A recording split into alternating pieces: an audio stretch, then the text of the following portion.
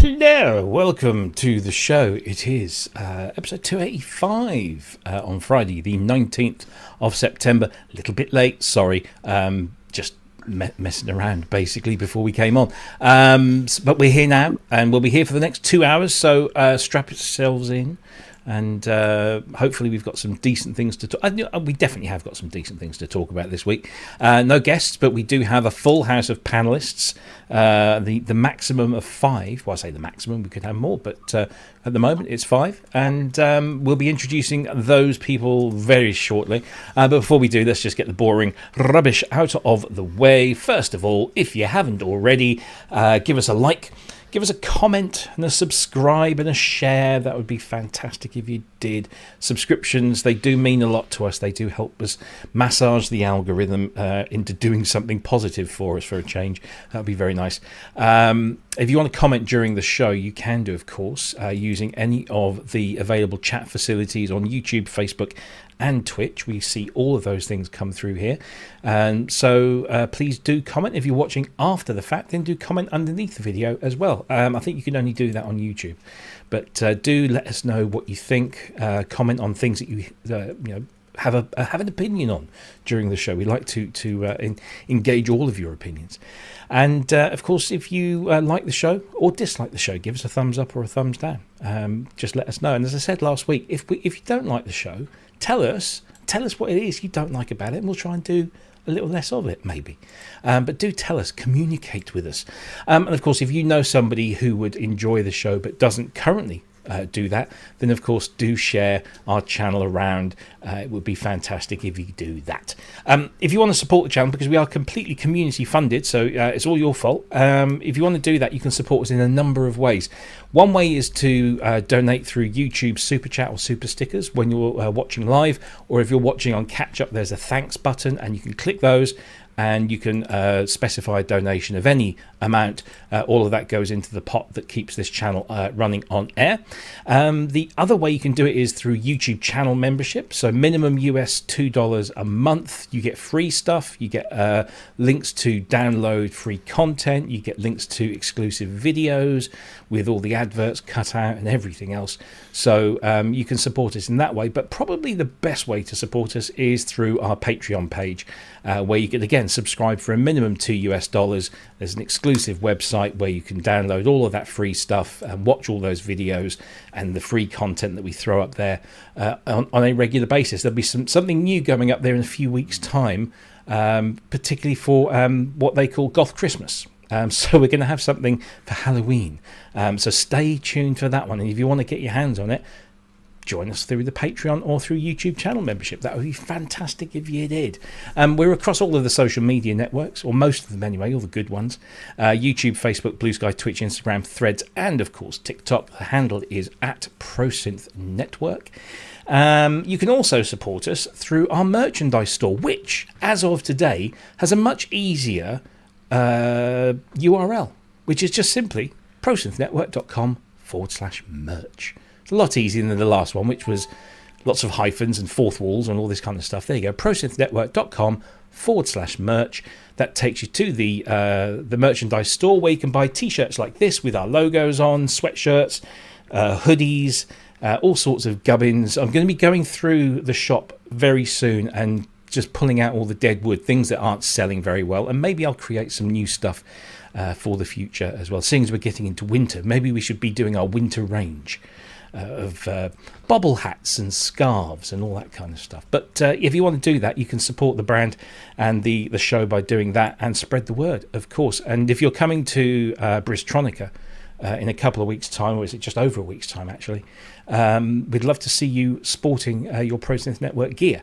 And if you buy anything, take a photo of you wearing it or using it, depending on what it is. You know, you don't be wearing the water bottles, but you don't want to be using the bikini for anything other than sunning yourself on a hot beach somewhere in the world. We should give a prize to someone who can take the best picture of themselves with the merchandise in the most fanciest location.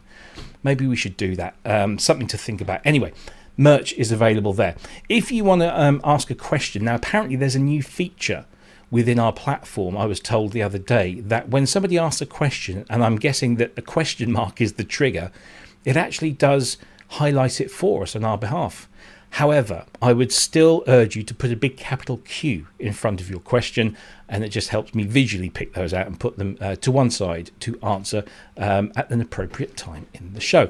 Don't forget, we also are still looking for more Synthspirations. Maybe we'll play the trailer a little later on, but Synthspirations is where you record a video telling us what you think or what inspired you to make music with all of this fancy stuff. So please do tell us and put it into the form of a video. Go and have a look at all the other ones. They're all on our YouTube page and also on our Patreon page for our members. But you can also watch the shows and see the Synthspirations. There's been some brilliant ones. I mean, they've all been brilliant, but there have been some really, really brilliant ones. So please do, if you haven't already, or if you've made one and you think you want to make another, do that as well. We don't care. Just tell us, because it's just about getting you guys involved. So Synthspirations, we'll play the trailer a little bit later. But if we don't, and I forget, which is often something that happens, prosynthnetwork@gmail.com, and just send us the video, preferably using a file transfer service, because email doesn't tend to have a big capacity. So use like WeTransfer or Swiss Transfer or whatever you can use. That'd be fantastic. So there we go. I think we've gone through all of the boring stuff. So welcome to everyone that's in the chat, and welcome to Andrew Brooks, who is our sole moderator over there, outside of the regular gang. Thank you ever so much for turning up and policing the room. Not that you have to do much, but Andrew does post links to things that we're talking about. So if you want to sort of go and check these things out whilst we're talking about them, the links will, hopefully, if Andrew's on the ball, put those links into the chat for you. And I can see that our question feature is definitely working. Because Jason Crouch has just asked, Budgie Smugglers 2 in the merch shop, ? And of course it has highlighted us. Same with Tanith, maybe PSN slippers. That's a good call. I've just bought a brand new pair of slippers. I go through slippers like Billio. So maybe I should do something like that. Anyway, what it also does tell us is that we've had some donations. We've had one from Mr. Longhurst, who we'll meet very shortly. Thank you very much indeed for your statutory show compatible donation. And of course Mr. Brooks himself has donated £5. I don't know why he does that, because he's a channel member already. He's donating, but we love you for it, and thank you very much indeed.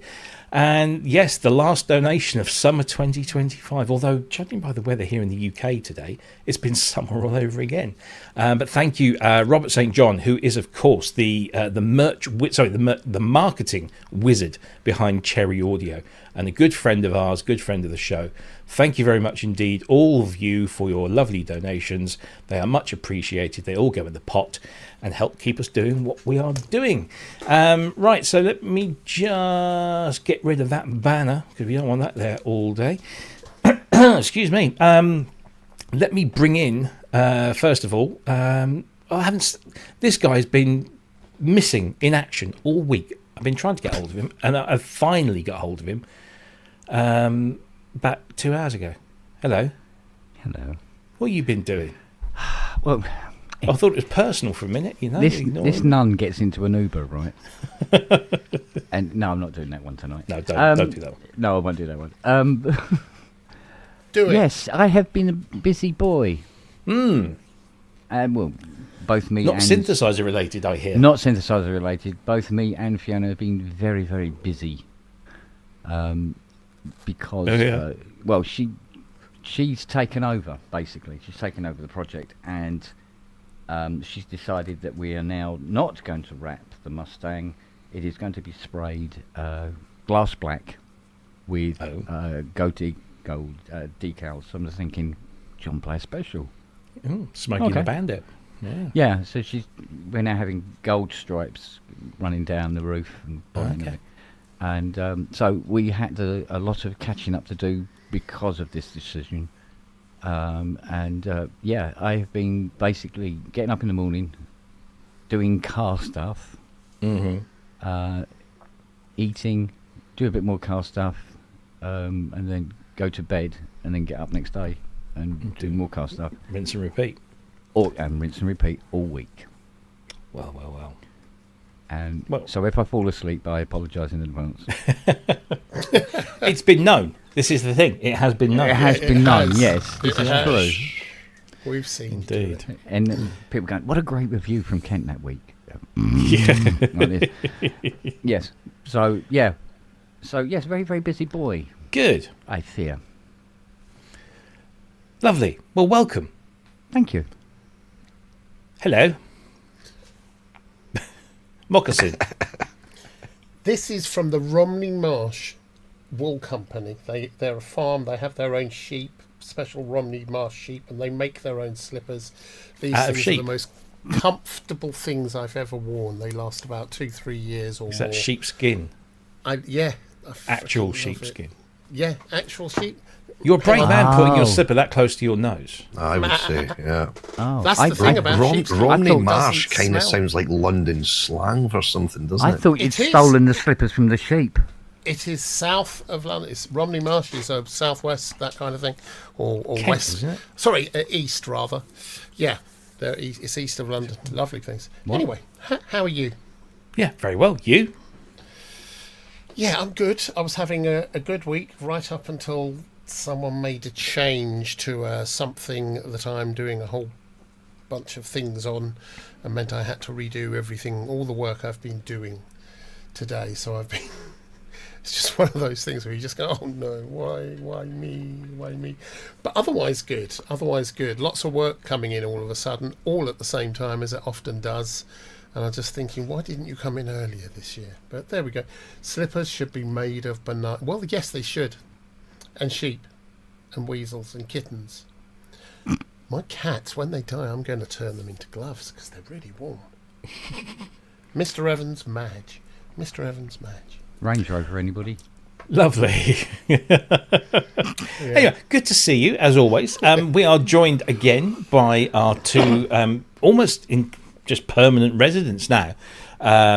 First of all, he is the man behind Scott McAuley Sounds, and guess what his name is, everyone? Don't know. Jeff? It's Scott McAuley. Oh, Bob. Bob, yeah. Bob. That Bob. would be funny. Right, wouldn't it? Christ, I Yeah. wish I could grow that's a bob. lucky. How are you, wee man? No, I'm not bad at all. It's been, again, same as Andrew, it's been a steady old week this week. Mostly working away with this E7, actually. The GS Music E7, which sounds amazing. Mm-hmm. But yeah, that's been most of my week. But between that and the Iridium. But yeah, most of my week's been taken up with that. But yeah, I think I'll probably have a bank finished for this E7 quite quickly. It's quite an inspiring little synth. We're going to talk about it later, because I know it's not been a smooth ride. No, it's not been a yeah. smooth ride, but it's a lovely, lovely, lovely synth. It sounds amazing. Cool. But yeah, we'll talk about it later on. Yeah, but apart from that, no, I've been behaving myself. We were away 10-pin bowling today, and as per usual, I won 5-0. 5-0. Yeah, but you had the guardrails up, didn't you? You had the guardrails. I did. That and a little hop up to help The me other pick the guy didn't balls turn up. up.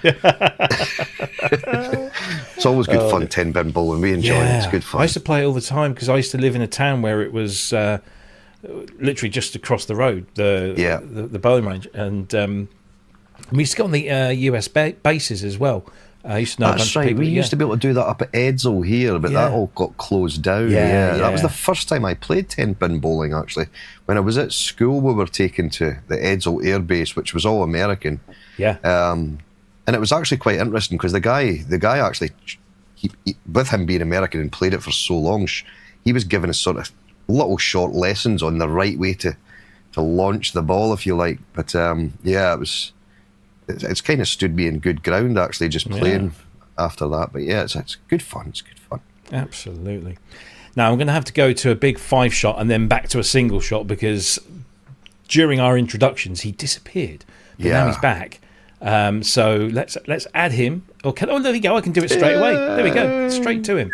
Oh, I've still got issues on it. I don't know. It's maybe the cake. It's the cake. Oh, that's doing it. nice. That looks good. That looks like a weapon. It is a weapon. I'm Is it waiting for it to including slide weapon? off. It's a long the road. nuclear web. I was away to say you're speaking Yeah, about Jason or the cake. Yeah, my mouth. It's a cake trebuchet. It's a trebuchet cake. Yeah. What? It started life as a Dundee cake, but ended up as something a little bit more fruity, a little bit more fruity. No, I've got a bit How of are your vibe. I'm good, thank you. It's been a week. Back to sort of term time, so things have ramped up a little bit, and I've had a few early nights, but consequently I feel more tired. How does that even work? I know. Yeah. You do look very sir. You do look very, very sir. Excuse me, sir. Can I, sir? You do. You look very. Have you handed your homework? Have you done your homework this week? Submitted at all costs, or you will be forgotten. I think the trick to feeling better with your sleep is to understand when the best time is to go, and that sometimes it isn't always early.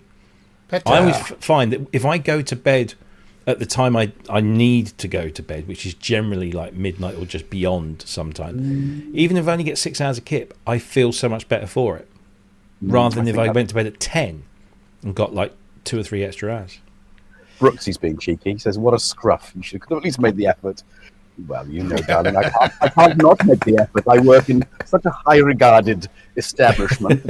Sir, Andy, sir's being misbehaving, sir. Detention. Sir. Anyway. Well, listen, it's good to have you all here, and it's good to have everyone watching. I know that not loyalties, but attention spans will be split this evening because we've got the Hardware Jams just kicked off about 20 minutes ago in tribute of Inky, and it's three nights across 3 nights, Friday, Saturday, Sunday, over at the Hardware Jams channel, and that's all you've got to do is just go to YouTube and search Hardware Jams. You will find it, and you can watch and listen to all the tributes and the merriment that is going on over on that channel for the next 3 evenings. Well worth time. Also, it's worth mentioning that in 40 minutes' time, and I did receive a very gracious apology from him, but at 8 o'clock, Benj is releasing the next episode of the Mean Tune program. And he then emailed me earlier today and said, "Oh, I'm so sorry, I forgot that you guys are on a Friday, and I've just launched it in the middle of your show." Not a problem. This is the beauty of YouTube, isn't it? It's the beauty of YouTube. You can catch up at any time. Yeah. So, and I thoroughly recommend that you do that. And if you want to turn us off and go and watch him, fine. But don't try and watch us together because you will not get the benefit. Because Ben's show is incredible. It's one of the best synth shows on the internet. He puts so much effort into that. So Benj, you're a legend. I don't mind you kicking off your show or your video halfway through ours. It's fine. You're allowed because you're kind of synth royalty. So and you can send a 2,500 to me, and then all's forgiven. Yeah, small donation would be a bit of compensation. Scott, thank you, Scott, for 250. I don't know why 215. He's just rounding things up, I suppose. Thank you. Yeah, thank you for that. And Homegrown says, "Don't forget to update the merch link in video description." Good call, sir. Good call. I only changed or updated the link today, and I forgot all about that. So thank you for reminding me. And of course, thank you for your rather generous donation. It is much appreciated. So thank you very much indeed. Andrew Brooks clearly isn't watching the show. Oh, he's just put that on, and we did. But we'll do it again. Hardware Jams have their Inky Fest this weekend. He's marking. That's what he's doing. He's marking. He's marking time. That's what he's doing. Yeah, he's anyway, can't get the staff. Did you put anything else? It's terrible. I mean, we haven't seen Andy Synth Addict for a little while. I know he's obviously a long way behind us. And who else? Who was our other? Oh yeah, Ben from Musings. I haven't seen Ben from Musings for ages. I know he's around because people are maybe he just doesn't like us anymore. I don't know. Maybe upset him. Yeah, maybe. I don't know. I hope I thought we were on good terms. I love Musings. I've got an old magazine from here as well. Oh, Musings is brilliant. Yeah, I know. I love it. I've used it for years ago. When I've done so much research through there. The Nat Special, which is one of my first videos. I think I'm pretty much certain that I got my adverts from Musings. Yeah, absolutely. Where else are you going to get them? Apparently, Andrew had a call at the door. I went out for a bit. Sorry. Pizza, was it? Yeah. Yeah, did the dog eat your homework and catch fire? Is that what happened? It's either that or his OnlyFans fans have found where he lives. Does everyone eat pizza on a Friday? Because we've just eaten pizza as well. I did. Well, it's Pizza Friday. Our Pizza Friday is usually we make them Fiona had ourselves. pizza tonight as well. We I make know. slices. Victory, the Pizza Synth Network. I didn't because it's Friday. I had steak. Mm. No. And you're the Italian. I know, That's right? the boss, though, isn't it? The boss. So much Do you know for the what P- my- so do you know much what my for the dad's- PSN trickle down economy. I know, right? Yeah. There is had something trickling scampi. down, but it's not what you think. Scampi, prawns, and a Oh. fig salad. Oh, Scampi in ages. Yep, Gary Big Walker had a salad. pizza as well. Yeah, I just seen that from Gary. Yeah. Nice. And Gary, Bert is absolutely right. 25 minutes in, not a synth mentioned. I think we need to remedy that CS80. straight Got a away. slipper. There you go. There you go, CS8. Got yeah. a slipper. That's it. Don't mention Anyway. a synth, mention a good one. Yeah. Anyway, We have let's talk about something that we can't listen. So this is the thing. This is probably the most interesting news topic this week, but we can't listen to it. And that's kind of a bit of an obstacle on a show about music technology, that we can't hear this bloomin' thing. Can However, we mime it? we could. I think the name of it will kind of give it away as to what kind of sounds it makes. This, everyone, is the story that a new teenage engineering, or actually 3 new teenage engineering products have potentially leaked all over the internet. It's rather a mess, but this looks like it's going to be another one of their EP KO format. I don't know what the generic term is for these things, but it's their giant pocket calculator. Yeah. And this is the Rhythm. So the Rhythm, one would assume, it's called the Rhythm Supertone. One would assume has probably got some sort of Jamaican reggae kind of thing going on. We don't know because we haven't heard it. We've just had loads of pictures. We got the Ting, which is apparently an effects unit and also a microphone as well. And quite interestingly, there's a mixer. There's a new 2-channel mixer that you can then fit 2 of these things together and mix, which I think is rather good. Let's have a look at some of the pictures because we've got some close-ups here. So here is the Rhythm Supertone original layering machine. So by just the name of it kind of gives you an idea of what's going on here. But yeah, it looks a very interesting thing, but I just really want to hear it. This is the Ting FX, but apparently that's also a microphone, because some of the images that have emerged from this party have shown people. Sorry? He doesn't look very happy there. What's No. that? He said. I'm What so I'm just going to turn your echo canceller because you're cutting up a bit there. Sorry, man. Oh, hang on a minute. No, we've got an echo. So that's why we need. the. Hence the name. Hence the name. Well, I thought you got headphones on, but I'm getting digital feedback there, so don't know what's going. Anyway, yeah. So he's obviously enjoying it. That's the Ting and Ting. This is it with the Rhythm. There it is there. But the mixer actually looks really interesting. I quite kind of like the look of this, especially with the exposed battery port. There's just something about that. I don't know. It's just, I think it's just, I suppose, to keep the profile low, because if you're going to put a cover on, it kind of adds an extra little bit of depth, doesn't it? So I suppose. If your batteries are running out halfway through a set, you can change them. Exactly. No fucking messing around. around. Like Yeah, that. absolutely. That's engineering. And I don't know if you can see. Do you remember, was it 2 or 3 weeks ago, we spoke about a new WIDI product, everyone take a drink, that was specially designed for the KOs. I'm just going to call them the KOs from now on. Can you see it over there on the right-hand side? They're actually they're using one with one of these units, and it just sits in that notch between where it says MIDI and USB. It just sits in between there.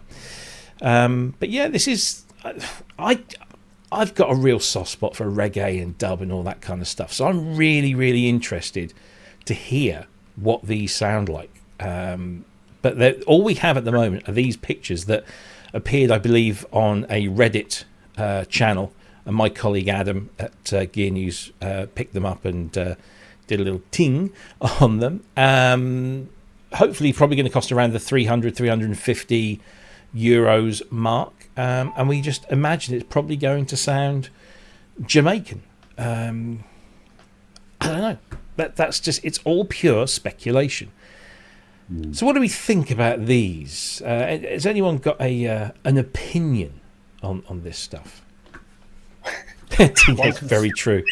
One can But speculate. I kind of like that. I kind of like the aspect of this. Yeah, I do. They're going to sell. They're going to sell loads. And sell by bucket loads, And it's a niche that we didn't know needed to be filled. yeah. Do you know what I mean? Because it's like it's taking over from, decks. Yeah. So it's more, I guess, DJ centric, and obviously with the things like the medieval and now this hinting at the reggae dub kind of vibe, then it makes sense. It makes sense to sort of like just build up from that, not just have a device with, technically a sample pack. Yeah, I like that. But you can put your own samples in these things, can't you? Yeah, of course you Yeah. can. But I mean, I suppose it's like the base unit itself will come preloaded with lots of trombone. This is kind of like Teenage Engineering's Volca range, isn't it? It's just they're churning them out different types of things, all very interesting. Or Sonicware Livens, they've all got a unique twist, and I like that. I like the mix. I think the mix is dead cool. I really do. It's a strange thing. Kent, you look like you're falling asleep here. Would you? I was doing a review. Oh, okay. Oh, just checking, old man. Just want to make sure you're up. Where's my USB cable? Not your ting. No, obviously it's not The my rhythm and thing. Yeah, you know, man, it's not my thing. But Horrible. agreed. These will sell by the bucket. I imagine they will sound pretty good and all the rest of it. And it's a nice. I like that combination as well.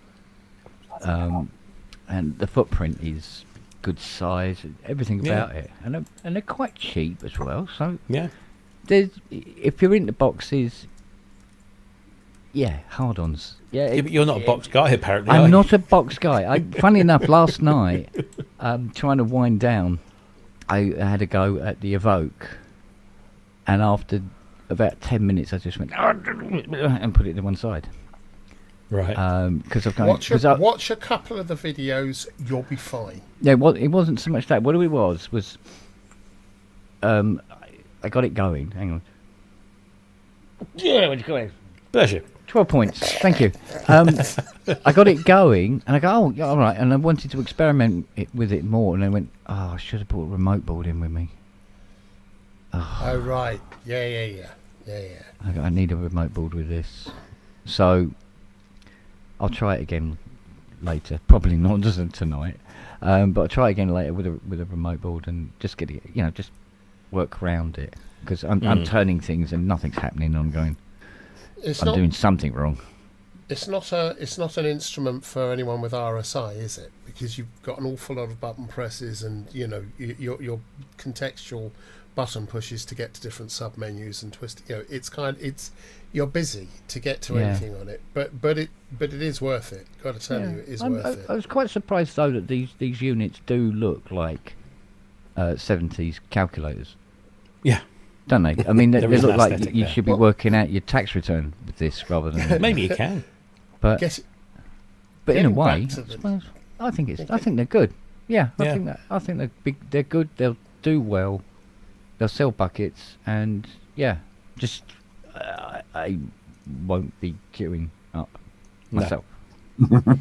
Scott, are you a Back to my Teenage review. Engineering fan, or have you got any of their gear? No, nothing at all. And I'm kind of like Kent that way. Boxes for me, like modules and things, synth modules I can manage, but I'm not really the one for the little machines. It's just all too small for me. It's just not my thing. They sound great, and Jason's bang on, Kent's right as well. They'll sell so well. You can just tell. It's not a bad product. It's just not my cup of tea, really. But I think it will sound great because all the Teenage Engineering things do. They do a very good job. But yeah, not for me, this one. But I wish them all the best with it. I know our friend Cresshead, he's got the... I can't remember which ones he got. I think he's got the medieval He's got the KO2. KO2. He's got the KO2. But he swears by it. Literally, that's his thing now. It's just that. Or at it. Buy it or Well, at yeah. it. I don't think you can actually swear in Studio B, which is his local McDonald's. I don't know. That's Have true. you been in a local McDonald's? I haven't been in McDonald's for a very long time. I think But one So- was Unless he 1979. takes a day out and then he goes to Costa's Oh, and get me him. and Panda, well, Panda messaged me saying, you do realise Cressy is at table number 42 in this Costa. So we just started ordering stuff for him online and getting it sent to his table. Brilliant. I got him sent a vegan sausage, one single sausage on a plate. And he was wondering where all this food was coming from. What the hell is in a brilliant. vegan sausage? Vegans, hopefully. Made with real vegans. You can't. It have to be called a tube. You can't call it a sausage. It has to be called a tube. This is true. Surely. So- It's a vegetable tube. So getting back to these units, back in the 80s, Here we go, Grandad's on. Yeah. I did a lot of work During the with war. Don't you know? I used to number work. of reggae artists, some significant reggae artists in that thing, and dub artists, dance hall. And we did a lot of touring, and all the guys, the musicians for these bands, you know, what seems to be really simple backing, you know, how hard is it to play a bubbler thing kind of thing. All of these guys, all of the, you know, the men and women that were playing were freaking amazing musicians, and they used to spend a lot of their money on things which would allow them to record professional Walkmans, God knows what else. This kind of thing will be raising eyebrows in that community, in the touring musician community, going, you know what, this is good, this is a good thing to have. And yeah, as you say, Teenage Engineering don't knowingly do anything bad, do they? Tables, though. Yeah, the reggae market is often overlooked in our little electronic music world, Yeah. and yet they are huge users of I know. the stuff. Yeah. I mean, what was it? The Sling Tang rhythm is from a Casio 430 MT430 or something like that. That whole genre of, or a whole subgenre of reggae was based on the rhythm, one of the rhythms on a Casio tone, which is just incredible. And There you go. the ting is the kind of thing Scratch Perry would freaking love. He'd have loved it when he was alive. It's the kind of thing. I'm hoping it does the unsynced delay, so it's just so you get those syncopated delay things happening. That it looks good. It looks good. Yeah, it does. I'm looking forward to hearing it. I just really want to hear it. How much do we think? Do we think it's well- going to be similar? All the others are currently there. I think list price is €349. Although I know that you can pick them up for about 40 euros less than that, depending on where you shop. In fact, Thomann are giving away the medieval if you buy something else. Probably a TC OPZ or something. Yeah, you buy one of the really expensive. So if you buy a TX6 mixer or the CM15 microphone, the portable TP7 recorder, OP1 field or OPXY, the cheapest of which is the black TX6 and the microphone. Actually, the microphone's the cheapest thing at 1,149. They'll throw in a €300 KO. You just wouldn't, unless you were going to buy it anyway. If you're going to buy it anyway, yeah, absolutely. I think, Gaz swears by his little TC recorder, but I just don't think. I don't know. Why would you spend that much money on a? I know. But listen, we've criticised Teenage Engineering in the past for making what we think are elaborate digital trinkets that cost a huge amount of money, and they're actually now putting out a lot of stuff that everyone can afford, or most people can afford. Not just affordable, but actually good. that anyone can sort of jump on and enjoy creating music. I think that's the thing, is that a lot of their stuff appears niche to the layman, to the man on the street, the woman on the street, the us. But this is for us. Yeah. This is exactly for us. This is the working man's teenage engineering. So it's an interesting thing even. I must stop doing that. Anyway, teenage engineering. There we go. Well, hopefully we'll have some more information on that fairly soon, and we'll bring it to you as and when we can. Let's have a look, and let's actually listen to something that's new. Let's have a listen to this. This is Chronix or Chronix. I don't know how they're pronouncing it. It's from Impact Soundworks, and it's a reactor instrument that is based on something classic from the 1990s.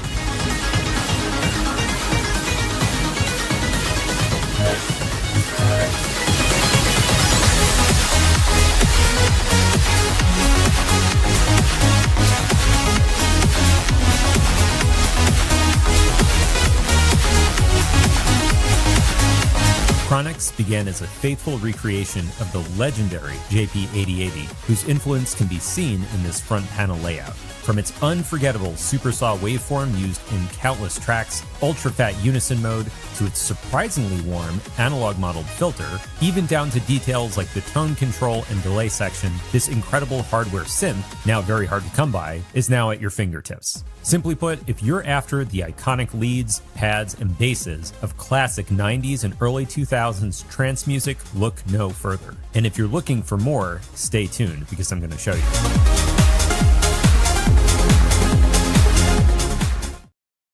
So you can watch the rest of that video over on the Impact Soundworks YouTube channel, where that comes from. So here it is. This is Chronix. I guess is probably the best way of describing it. There it is. It is on offer, introductory offer, $79 US. It is, as they mentioned there, based on or inspired by the brilliant Roland JP8080 and the 8000 as well. It's that kind of virtual analog banger, but it is built for Reactor and also Reactor Player. So you don't have to go out and buy Reactor if you haven't already got it.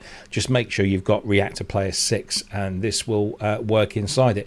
I'm not entirely sure if that is a good thing or a bad thing, that it has to rely on something else to be used. It's not just a regular plugin, but I guess this is one way of getting around the fact that you don't have to design and build in that functionality yourself. You just build it in Reactor, which of course is an incredibly powerful environment. So there is lots of things to play with, and I think it sounds great, but then that synth always did. And also, we mustn't forget that Arturia kind of beat them to the punch here with their actual Dupe 8000V, which is their version of the classic Roland synth. But it's got loads of features, loads of stuff that you would expect in there, and some extra bits and bobs too. I like the sound of it, but is this something that is restricted by being a Native Instruments Reactor thing? What do you think, Jason? I don't know. I mean, probably. But, as you said, I think Arturia's kind of come in, set up the board. And I think this is not a bad thing that someone else has brought that one so soon afterwards.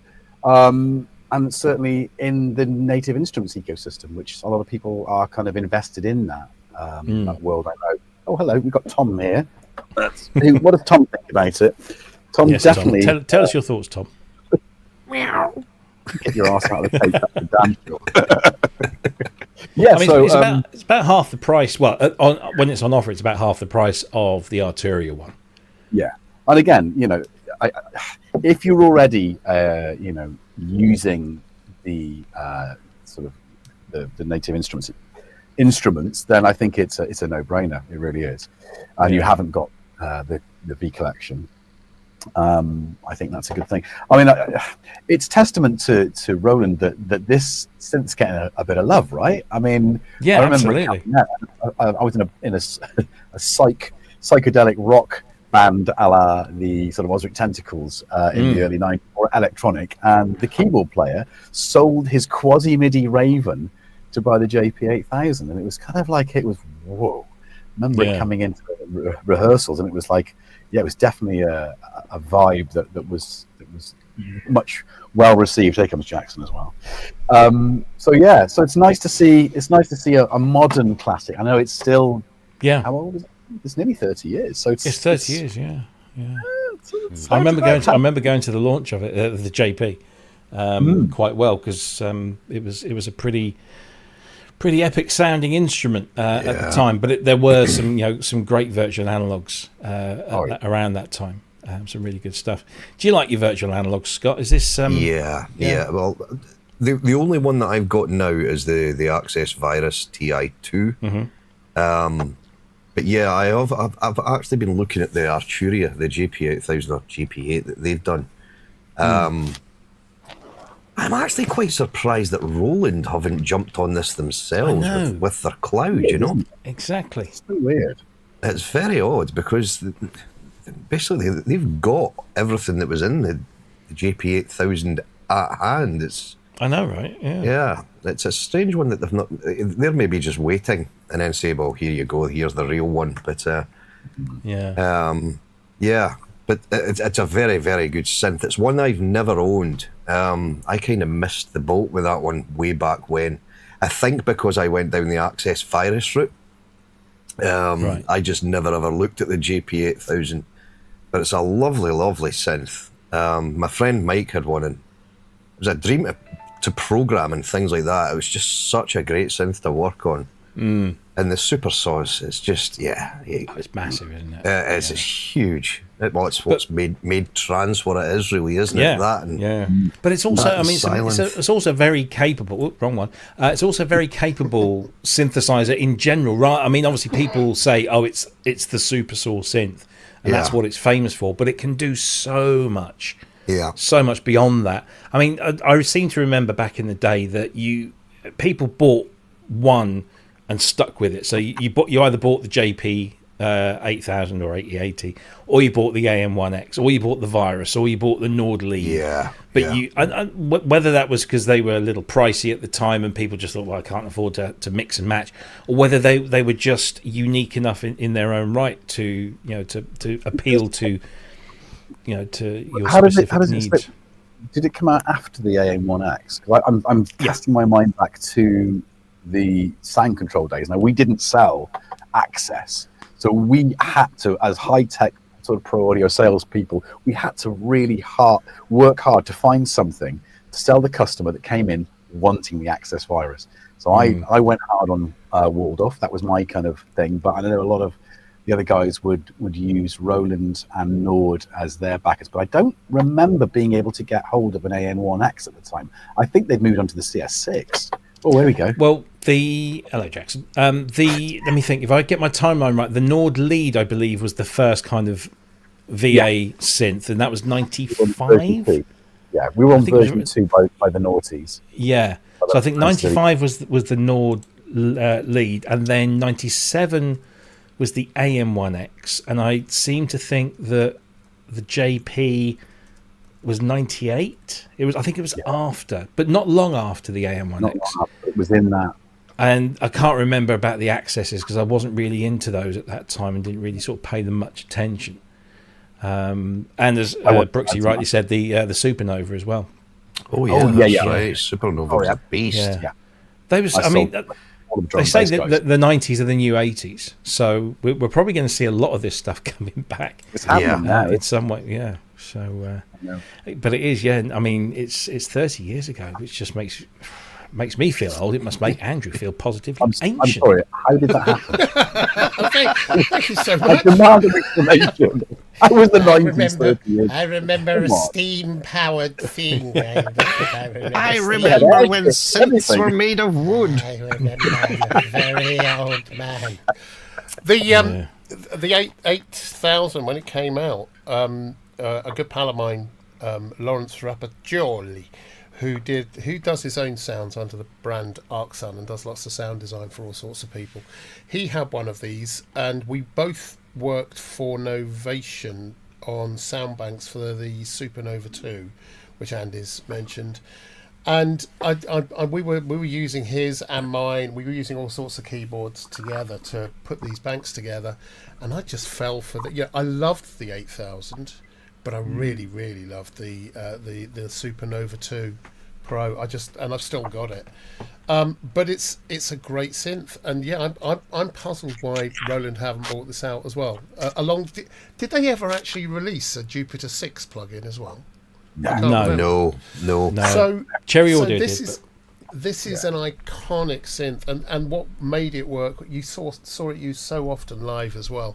It was just really easy to program and get astonishing sounds, and it was robust, and there's still lots out there. So yeah, I think this is a goodie. Although my only question is, I saw Wookie Wookie posted that the Arturia rendering of the JP8000 was not necessarily as accurate as it could have been. I don't know.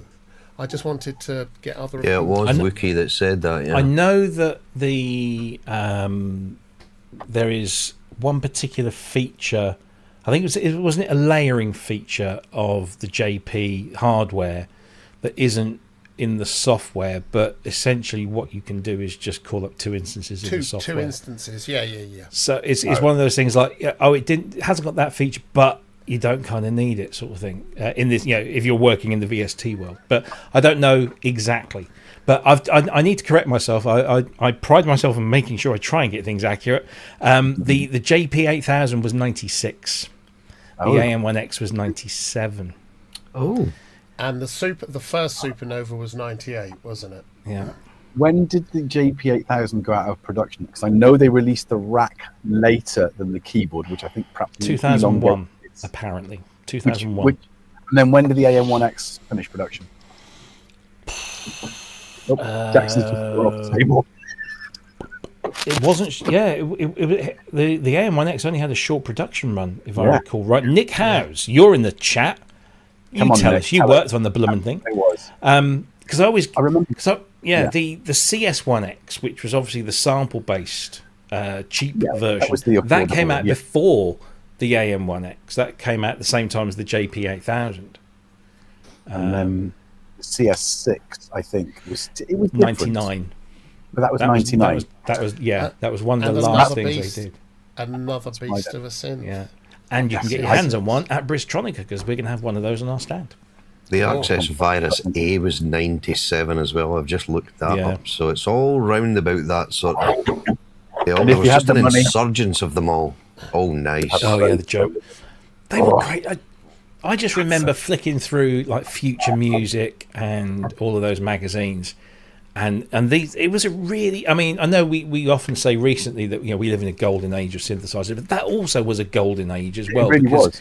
There were so many cool things coming out, because physical modeling was kind of in there somewhere, and analog modeling, of course, was where it kind of really focused on. But there was some cracking stuff in the 90s, which is why we're celebrating that at the. And it was more reliable. It was more reliable than an awful lot of the stuff that had gone before.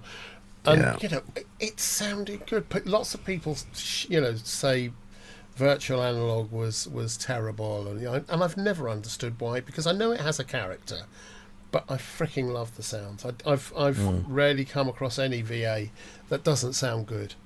Rarely. No, I agree. Talking of reliability, Kent. Hello.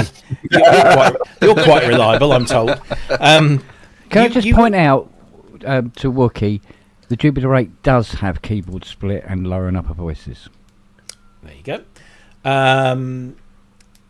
Can I also point out that you've just recently fixed a JP 8080? I've done an 8080 and a JP 8000. Oh, what are they like to work on? I mean, we were in the realms of, was this early SMT days, or I don't know? Yes, I had to replace 27 SMT caps on the JP 8000 because they fail.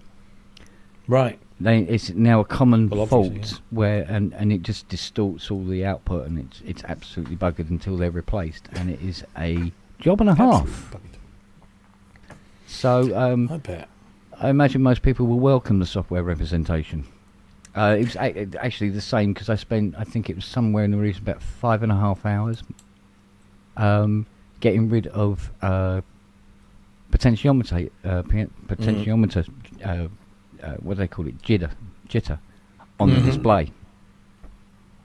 Oh, sorry, Yeah. I didn't know you were talking about the software one, Wooks. Because I thought, Wookie saying something wrong? That doesn't happen very often.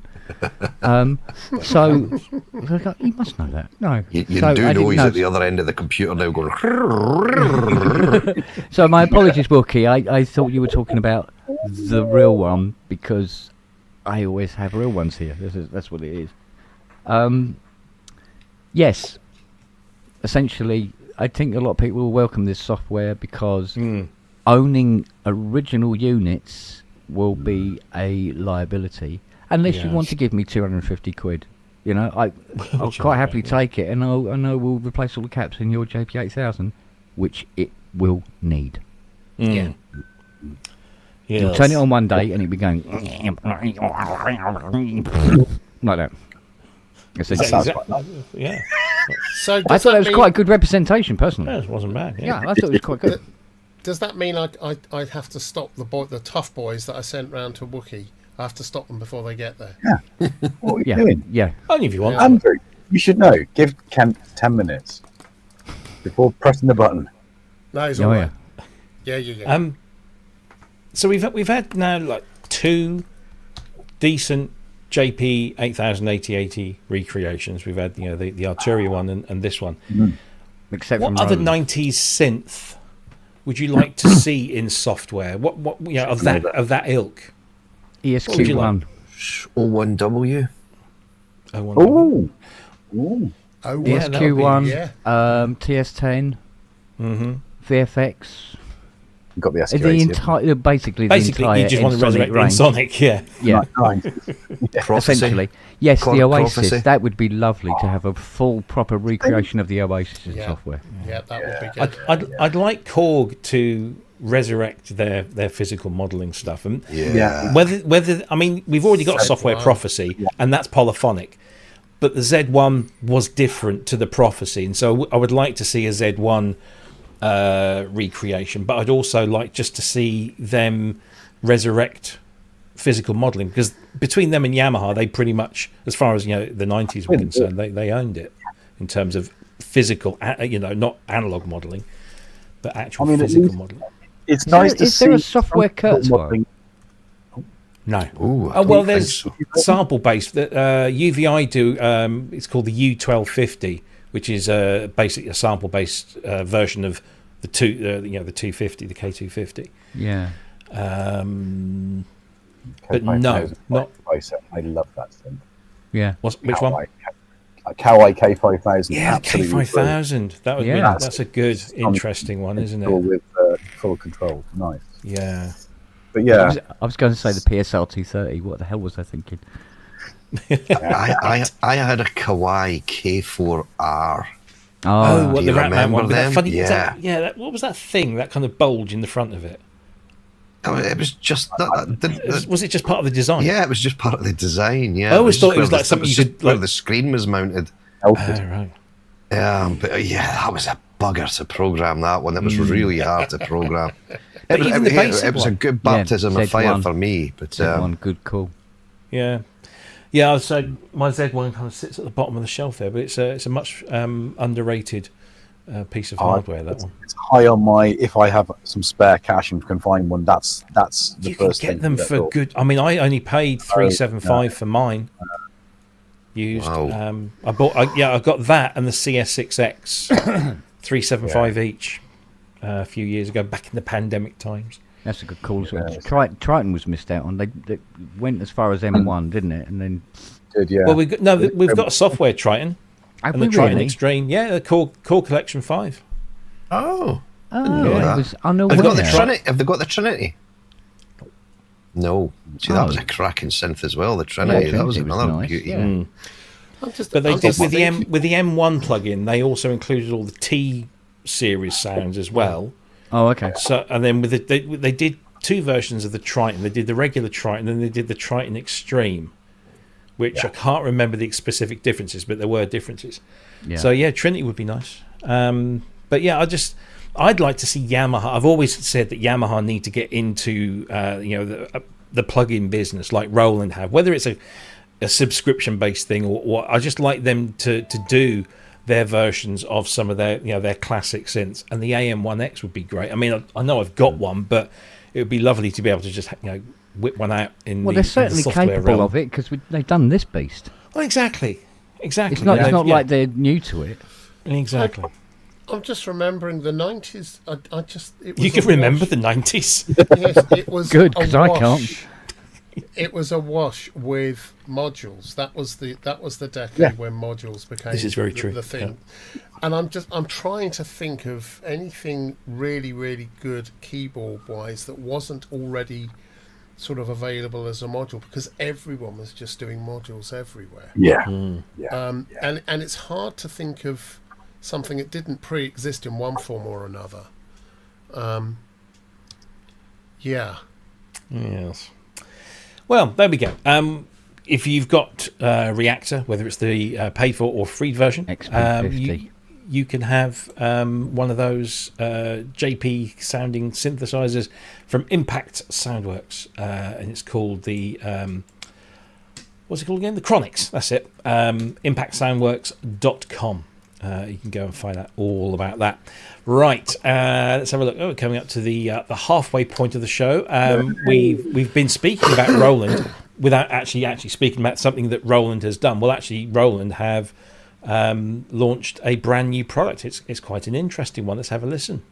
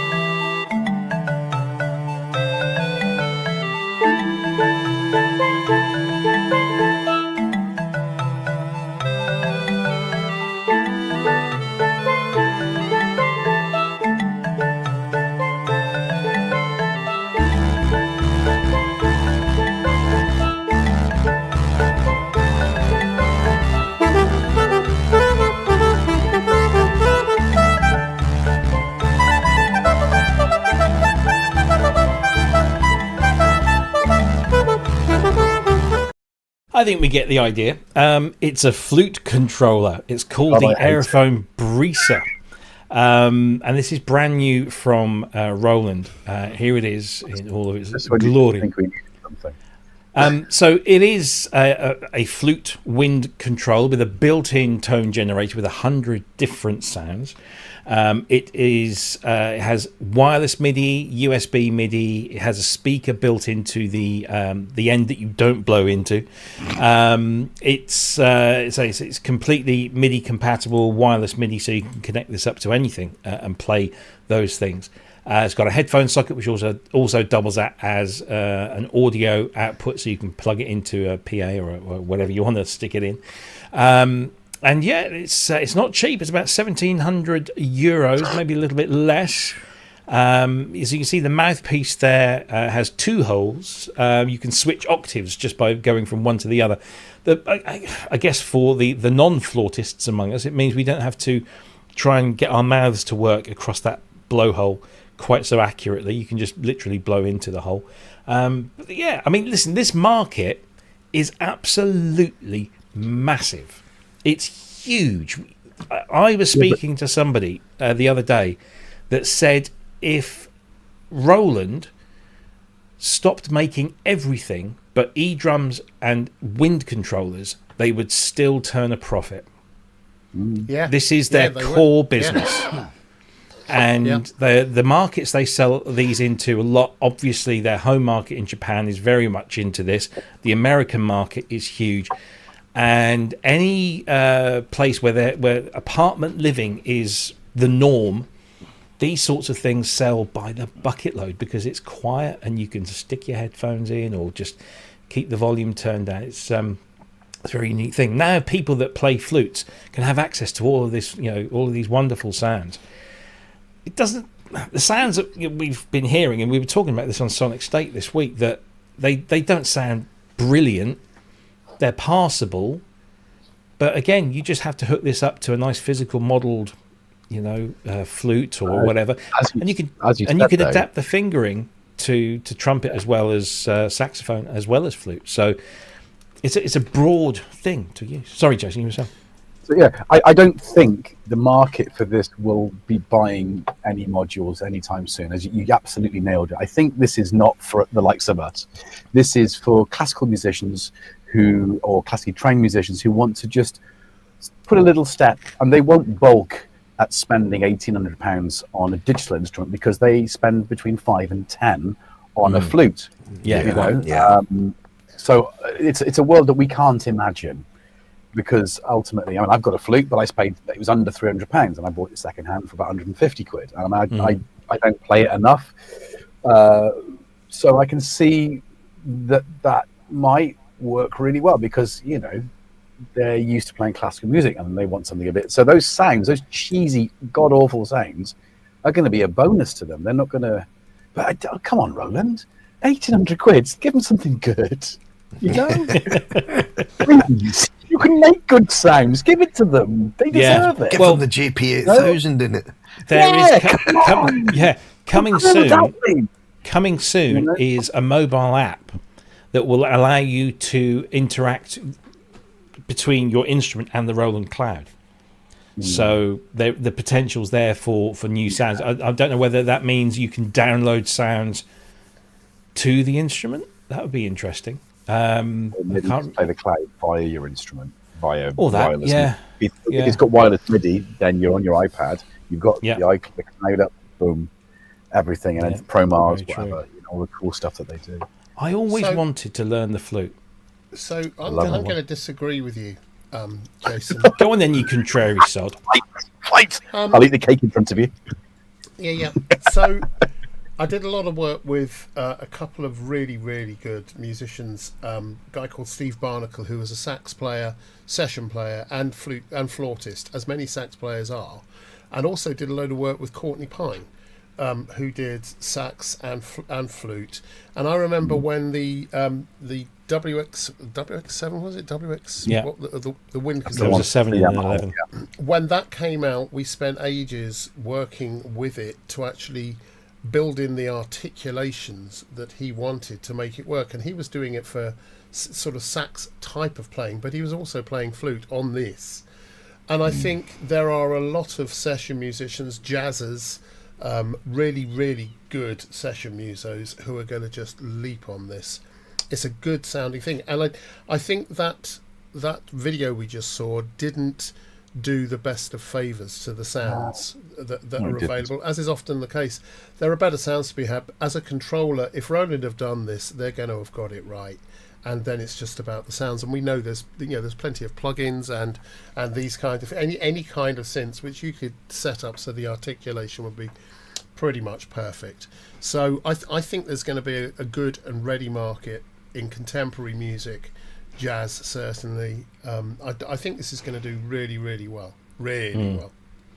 I often go and see China Crisis play, and they've got a guy who's has a real saxophone, but he also has one of the Roland saxophones, digital saxophones, which he uses for the parts where they were using brass instruments, but that weren't saxophones. So what's the song they do? Wishful Thinking, and it's an oboe. Yeah. So he gets that out, and it's sax fingering, but he can just dial up the oboe sound, and away you go. So they're very versatile, and I've seen them used a lot on stage. Particularly the sax type versions. They're this, I don't know. I mean, it's clearly a market for it because, again, why would Roland invest huge amounts of money in developing something where there isn't a market? So there clearly is a market. And I think, if you look at the American market where you've got college bands, and flutes are all there. So this is what you buy little Jimmy when he's practicing. Kent, do you like to put your lips together and blow? So she was already naked when I got here. I was watching the video, and two things struck me. One, I didn't know the Peaky Blinders had black members. Secondly, watching a guy flaunting a glockenspiel, I know. I had this moment when I've gone, where am I? What's going? There's a bloke playing a glockenspiel on his. What the hell? Sorry. Yes, as you say, yes, it's a massive part of their market. As Jason says, yes, they won't blink twice at paying 1,700 quid for it, and it will do great. But personally, I always thought Yamaha were better at these things, to be honest. I always thought it was more their bag. Makers of classical instruments themselves. Exactly. Yeah. So, however, I haven't heard of anything new coming out from Yamaha in that neck of the woods anyway. But these are the things that tend to come out normally, under the radar for people like us. We go, you can do that with a flute, really? Oh, I didn't know. Oh, okay. So it's like the guitar. There are plenty of musicians. There are musicians like Pat Metheny who did the same thing with guitar, where he's playing, vibraphones and marimbas on a guitar, and then laying up his guitar parts as well, and doing strings and God knows what else. So it's not like it's not been done before. And it's the same clearly with when I was looking accordions, the other way. When squeeze boxes got midied up and everybody was running their squeeze boxes through sound canvases and stuff. Yeah. And at the time, it was amazing. Everybody thought it was amazing at the time because people were getting pianos and keyboards and drums and all sorts out of their accordions. Do you remember the Synth Axe? Do you remember the Synth Axe? Yeah. I got recommended a video which was a Synth Axe demonstration with Chris Searle. Do you remember? This is for people in the UK. Chris Searle was a presenter of he was on That's Life and I think Tomorrow's World. It's and he was talking. He was incredulous at how this guy with a Synth Axe was calling up string sounds or piano sounds. And there is a kind of a little disconnect when you see somebody strumming an instrument and hearing a piano, or as Kent says, blowing into a flute and hearing a vibraphone. One of the cool things about this is that it's got an accelerometer built in. So as you move it, you can assign various expression parameters to you moving the thing. So if you lift it up, it might bend the pitch or it might add some vibrato, which is nice because I think flautists are generally quite active movers, aren't they? They when you watch a flautist play, not that I've seen many, but my distant memories of James Galway, he didn't just stand there, he did stuff, and so I think that's quite a neat little addition in there. Yeah, it's difficult staying still when you're fingering on stage. So that's getting clipped out. That's tomorrow's shot. No, the problem with that was what he said was perfectly okay, but me laughing made it rude.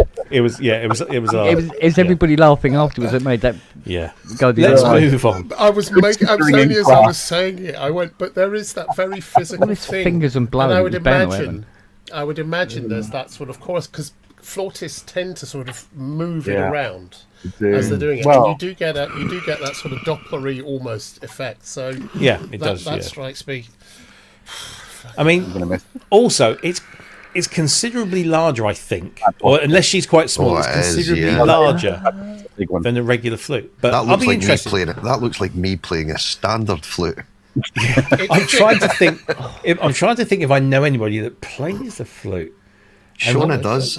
We've got a Yamaha one here. Yeah. Oh. Well, I don't know where my we place should is. get her on. Hang on. She wouldn't do that. Way too No. shy. Oh, Way too shy. we'll sort that out. Yeah. Give her a couple of glasses of wine. She'll be fine. God, Anyway, I'm so glad this isn't a pub. so am I. It is, isn't it? This is the Roland Aerophone or Aerophone Brisa. It's available now. It's around €1,700, so probably a little less in UK pounds and probably about the same in US dollars. And they start shipping in November, I believe, I think is the date. So, yeah, interesting addition to their wind controller range. Right, let's see. What have we got next? Got cake? You got cake. Let's very quickly. I always do this around this time of the year because this time of the year is when Apple tend to upgrade all of their operating systems, and brilliant if you this called one day. is the place I always recommend everybody. If you're on Mac OS and you've just done an upgrade, Production Expert have a page where they regularly update everyone who has either announced that they are compatible, they're not yet compatible, or as in the case of a lot of these to start with, haven't made any sort of statement yet. So AirTech, Akai, Alesis, all part of the InMusic group. They've all said that they're currently not supported, but they probably will be, and there's a whole bunch in there. So if you are on Mac OS and you've just gone to Tahoe at Mac OS 26, then this is a really, really good place to go and keep an eye on to make sure that before you update, your stuff is compatible. And that's not to say that your stuff isn't compatible. I always update my MacBook first, and I did that the other day, and everything seems to be working just fine. So there's no real problems at the moment, but of course there's lots of things out there, and I don't have everything on my MacBook. So do go and check this. It's a really good place to go and check. But the Mac OS 26 update dropped on Tuesday, I think it was, and so we're all there. So people are asking for the link in the chat. Mr. Brooks, what are you doing? He's probably gone to sleep. There we go. There's a link pizza. or eating pizza, yeah, because it's Pizza Synth Network. So there we go. That is that from Production Expert. Always worth bookmarking if you are on Mac at this time of year. Right, we need to make an announcement because Bristronica is coming up. Not this weekend, but next weekend. And It's running on the Saturday and the Sunday. We've got a couple of announcements. The first one is I can tell you what stand we're on. Unfortunately, they haven't released the chart. They said they were going to put the chart up online. But we are on stand 44. So if you're coming to Bristronica, look for stand 44 and you'll find me and Peter and a bunch of 90s Yamaha brilliance on a stand, and you can come along and have a chat and have a play and have a listen to some of this stuff in action. We've got what we're going to have. We're going to have a CS6X, a CS1X, an AN1X, an SY22, an FS1R, two SU10s, an RM1X, and an RS7000. If we can squeeze them all in. So we're going to have all of that stuff on the stand. So do come and have a look and have a play and say hello. We'll have stickers. We won't be able to sell any merchandise because we're not allowed to sell anything there, but we can give away stickers. But there is also something else going on, and this is absolutely brilliant. And I'd love to play the video in the show, but I'll probably get a copyright strike, so I won't. But I will guide you. I'll throw the link into the chat. So Dina Perlman is going to be at Bristronica representing her foundation, the Alan R. Perlman Foundation. And they have today announced a raffle, and the raffle will take place at Bristronica. Okay, so it's only going to be there for people at Bristronica. The prize is something rather wonderful. It is a completely restored ARP Pro Soloist, signed by Tony Banks. Yes! That's having some money. Yeah, so it's going to be 20 quid per ticket. There will be bundles available as well, and you can go along if you go along to either day on the 27th or the 28th of September. You can go and meet Dina Perlman, have a cuddle, and then buy some raffle tickets. And if you're around, the draw will actually take place, I believe, at 5 p.m. on the Sunday. if you're around at 5 p.m. on the Sunday and you win, you can walk away with an Art Pro Soloist signed by Tony Banks under your arm, which I think is well worth it. Well done, Dina. Yeah, well absolutely. It's got the right signature, you know. Got to give some shout outs. So first of all, we need to acknowledge the people behind the restoration. Alison Stout of Belltone Synthworks in Philadelphia did the electronics. Our friend and brilliant restorer of the outsides of synthesizers, Craig Aspin of Sweet Discreet, has done all of the outsides of it, and he's made it look incredible. Of course, Andrew Ward has been involved in facilitating the movement of this thing around and getting it to Tony and getting it to him to sign it. And of course, Dean has put in a huge amount of work in the background. So, please, if you're coming to Bristronica, or you know somebody who is coming to Bristronica, if you can't make it yourself, slip them 20 quid or more and get them to buy you a ticket. And if you are there, buy yourself some tickets as well. I'm going to buy one. Who knows? You never know. Might win that Are the one. tickets for sale on a website now? No, they're only at Bristronica. There are reasons for that. We won't go into it, but yeah, there are reasons why why they can't do So that. you don't have to be there. You could actually ask someone that is going to do it. That's fine, is it? I'm sure. Yeah, I'm sure Dina won't turn money away. If you were to slip me 20 quid, I could buy you a ticket in your name for sure. I don't see a problem with that. I'll speak to you after this. Maybe. Yeah. Yeah. So, you can buy tickets to that. It's obviously, all the proceeds go to the Alan R. Perlman Foundation. The synth itself is worth just shy of $5,000 US. Wow. So it's a cracking piece of kit to have. And of course, it was one of their first, Kent, tell me if I'm wrong, it was one of the first ARPs to feature the kind of the pressure sensitivity. Yeah. So that opened up a whole... It's essentially it was a form of aftertouch. I've got one in the garage. I must get it to get out. You've if got they're one of worth everything. 5k. Yeah, absolutely. I'm going to dig it out and do it up. Indeed. Ken, you used to have one in your garage. I'm just a way to jump in a taxi. However, there is a great video that has just been, or just before the show, it got thrown up onto the internet, and it is by the one and only Alex Ball. I'm just trying to find. Here we go. Let's do this. Here it is. I did put the link in the chat. I'll probably put it there again just now. But there's this wonderful video. I'm not going to play it because I don't want to get told off. But it's there. Go and watch this lovely introductory video to this. And I don't know. There's a picture of Tony. Yeah, there is. There's video of Tony. Sorry, what was that? Hasn't he already done a full video on the Pro Soloist? He might have done. Yeah, I think he has. Because I remember getting excited by that. But there's a clip of Tony actually signing the very thing. And there he is. Look at that. Oh, look at that. Oh, he signed it in a good place. That's a thing of beauty, that, isn't it? And that's what you could win. So's the keyboard. That's what you could win. Yeah, absolutking. Yeah, he's looking good for his age. His old tone. Very good. Please do go if you can. Go and buy tickets at Bristronica. You can potentially win that, minus Mr. Banks and his wonderful T-shirt. But that's not it. That's not everything, because Dina is coming over for Bristronica, and then she's staying for the week, because at the following weekend, she and Alex and a couple of other people and myself, I'm not part of it, I'm just going to be as an audience member. I just want to get that out there straight away.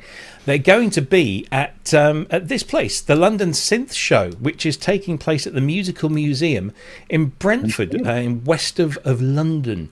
And it's this lovely little place. I've not been there yet since Korg have had their exhibit there. But you're going to have Dina, Spike Edney, who was a keyboardist and musical director for Queen, Alex Ball, and of course the one and only Luke Edwards from Korg himself.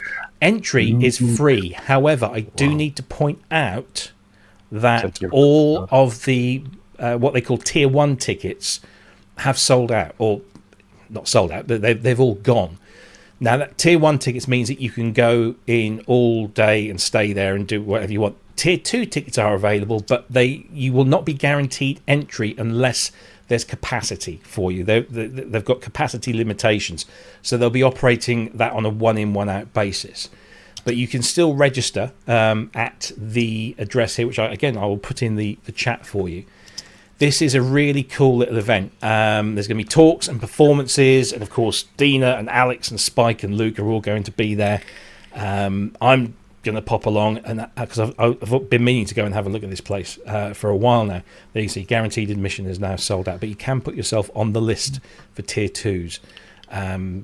But yeah, that's going to happen on October 4th between 10 in the morning and 4 in the afternoon. So yeah, I'll be going up there, and hopefully if you are, we will see each other there. So yeah, lots going on with Dina and the Alan R. Perlman Foundation. And of course, if you want to, why would you not do? If you want to just make a donation, you can go to the Alan R. Perlman Foundation.org website /donate and make a donation there. Yep. And of course, just go and visit the website, and there's loads of really interesting stuff on there. But yeah, some great stuff going on. Looking forward to seeing Dina in just over a week's time, and well, seeing her twice. Blimey, twice in a week. That's going to be rather cool. So there we go. And make sure you go and watch that Alex Ball video too, which, as I pointed out earlier, is available now, and it's on the Alan R. Perlman Foundation YouTube channel. So there you go. Right. I think that's all of the event stuff out of the way. That's Dina saying then I won't have to walk from Bristol to London. Yeah, it's not that far. Honestly, it's I jump on will a train. walk 5,000 Yeah. Right. What have we got? So we've done that. We've done that. We've done the Aerophone. We've just spoken about Brisatronica. Let's do this very quickly. This is a freebie.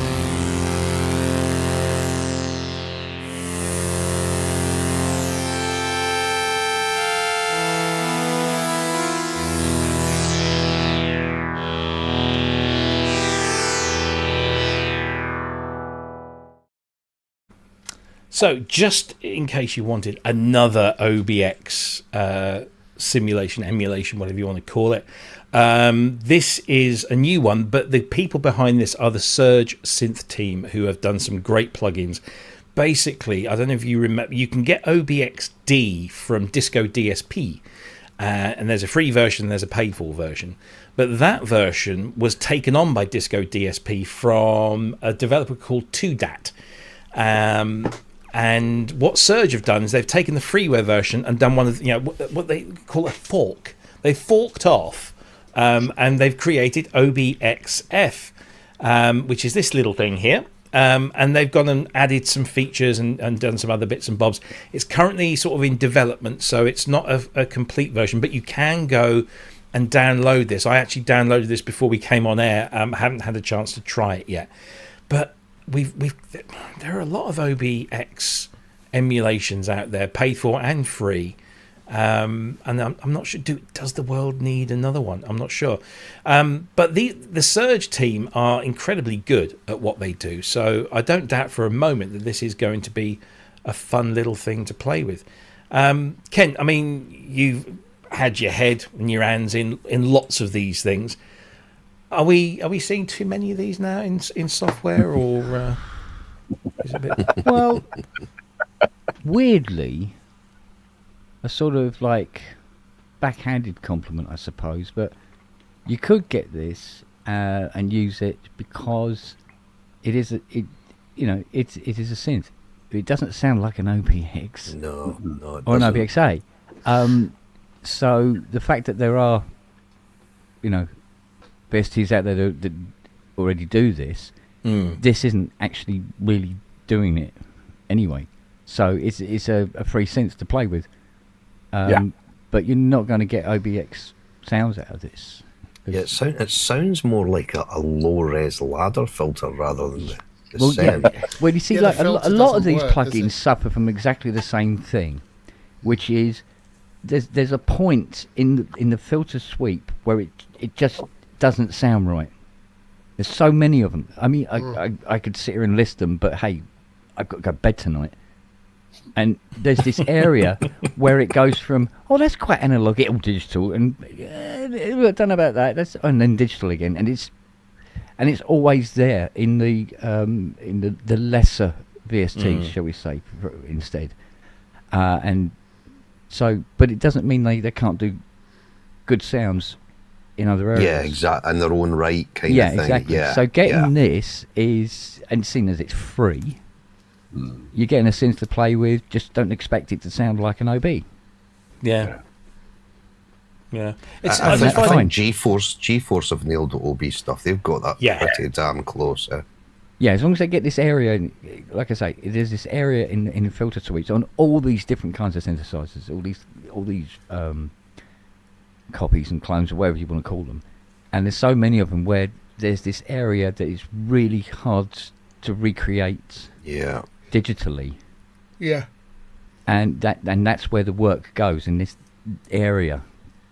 And it's generally that area that gives the synths that piece of character as well that they've got. and the way the resonance reacts with that as well. Yeah. If that's nailed, you got a good plug-in on your hands. Also, the envelopes. There's something about the envelopes that isn't always quite right. I think that there's a real trend at the moment, or there has been for some while, for people to release things that look like the hardware, but don't necessarily sound like them. Like it. And that's Behringer also been marketing, the case isn't with- it?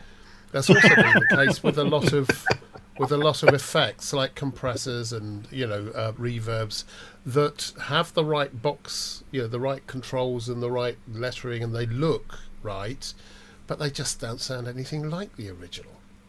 So, it's free. Yeah.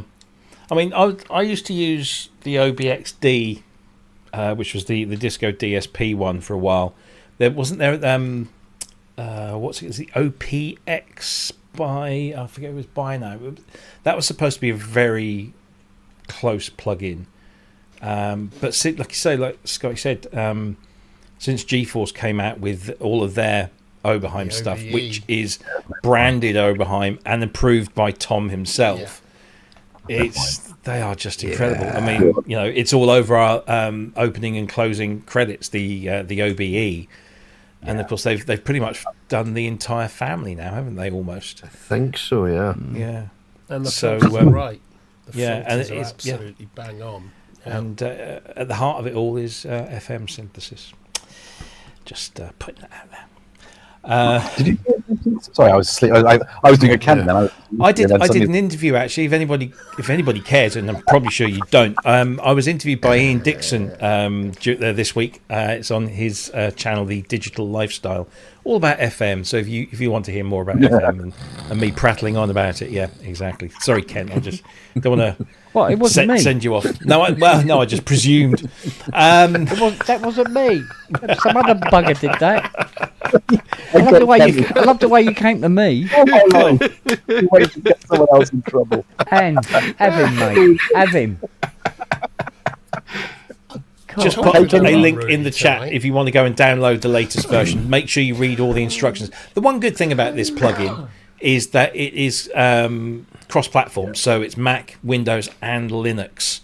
So there are versions for all three. So if you inhabit any of those worlds, that you should be well catered for. The Linux champion. I really desperately wanted to get into Linux, and for a long time I went through all these. Do you remember you used to have to download all the distros and then build the CDs and then install it? I don't know what it's like now. Ubuntu was the one I think I ended up spending a lot of time on. That's what I used. But there was a time when you could download distributions of Linux that were specifically tailored for a particular task or a particular industry. So there were versions of Linux that were tailored for graphic design. There were versions for music. What was the big sequencer? Rose Garden. you remember Rose Garden in Linux? I never No. promised you that. No. Do any of our viewers use Linux? I think Anyone in there's the one or chat? two. I think we occasionally get some people saying, "Oh, is there a Linux version?" And then disappointed when there's generally Do you not. remember BIOS? BIOS I came do, out yeah. as a That's specific yeah. music for... It's what happens to me when I don't wash. Yeah. And That was the best But that alternative became to a Windows. that became a banking app. That became a core for No. banking, What? for cash machines Oh. and things. Yes. Banking. It got taken over and used by banks rather than anything else. It's Oh, such the a shame. bankers. It was the only alternative that actually worked for music outside of Windows, or well, Windows was janky at the It time. was faster was than better everything than- else. Brilliant. I used And- BIOS for a while. Then What's the I don't know other? why it's Ardor. Do you remember ARDOUR? Which eventually, Ardor. well, it's the basis there you of the Harrison. Yeah. Who's Ardor? Yeah. there you go. Who's on? Robbie or Ken? Harrison Mixbus Ronnie Pickering. is based here. Well, at the moment, Is based on Ardor. Anyway, what about Warp OS 2? Do you remember that? That's Anyway. the wrong one. I meant to do this one. I want to Combo. move. Yeah, I want to move on to Scotty. Yes. Because I want to know. I want to know more about this, because this is, I think, something we were all very interested in, and let me just play just to refresh people's memories about what we're about to talk about. This is, I think, I'm probably not going to be wrong in saying that this is probably the first synthesizer to come out of Argentina, and it's by GS Music, and it's called the E7.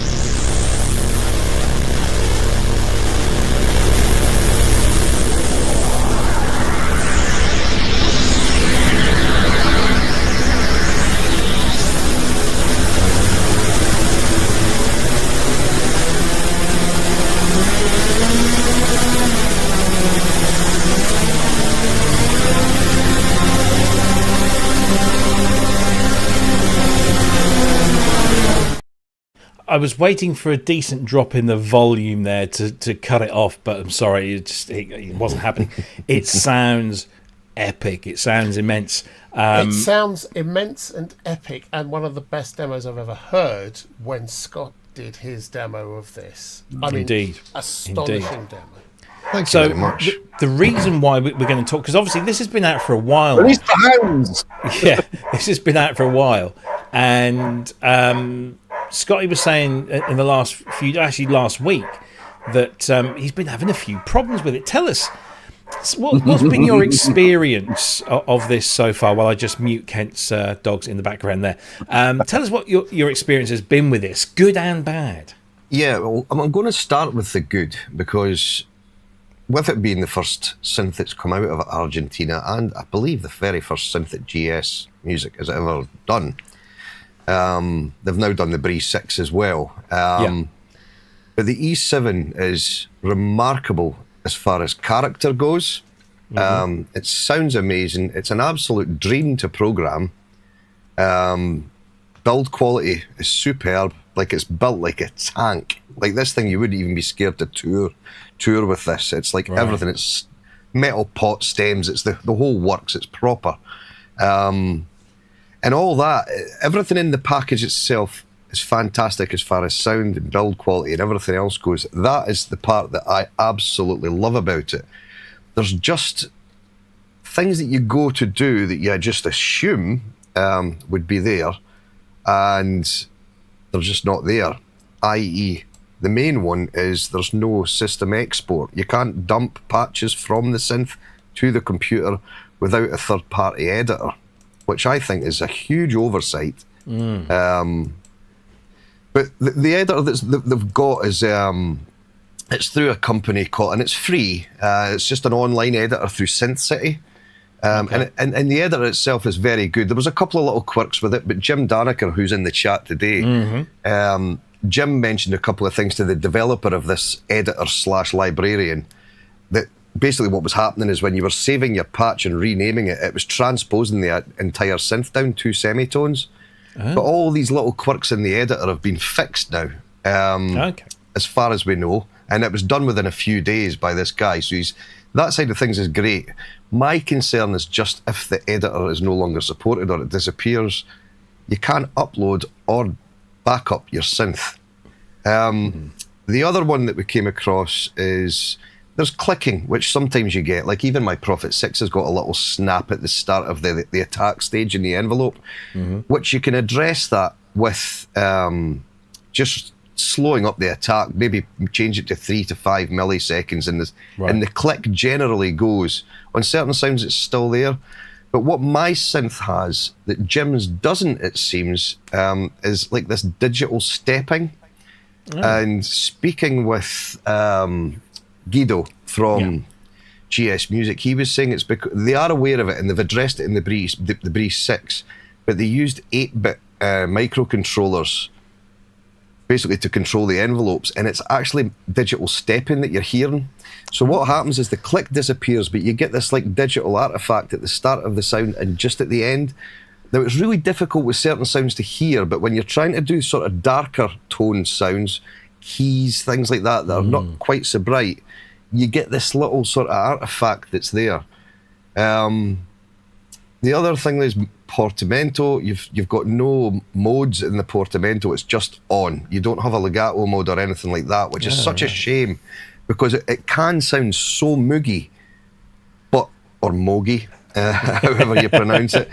But you can't do these sort of leads with a decent amount of portamento on it, because as soon as you go up to a higher note, it bends all the way up to that. You can't just have it go straight to that note, then just only portamento when you're legatoing the notes. Another one is unison. When you go into unison, there's no option to change the voice count on a single patch. So basically when you turn unison on, it's 7 voices, that's it. The detune in the unison is preset. You can't change that. There's workarounds if you go into the multi-timbral mode. This was something that GS Music said. You can get around it if you go into a multi-timbral patch. But for something like that, you just want it as a single patch. You don't want to have to go in and say, okay, well, give me 4, because you can do up to 4 layers in it. So you could have a 4 patch and duplicate that patch over 4 layers and have basically a 4 voice unison, if you like, that kind of thing, rather than the 7. But you're having to go then into multi patches, and it just confuses things. So I thought, well, hey, these are all just little quirks. We can get these fixed by firmware. Hopefully, just put in some feature requests, and it transpires the firmware is actually baked into the synth. It's too complicated for them to basically upgrade the firmware, because the microcontrollers that they've put into the synth have only got enough memory to hold the firmware that each of these microcontrollers has.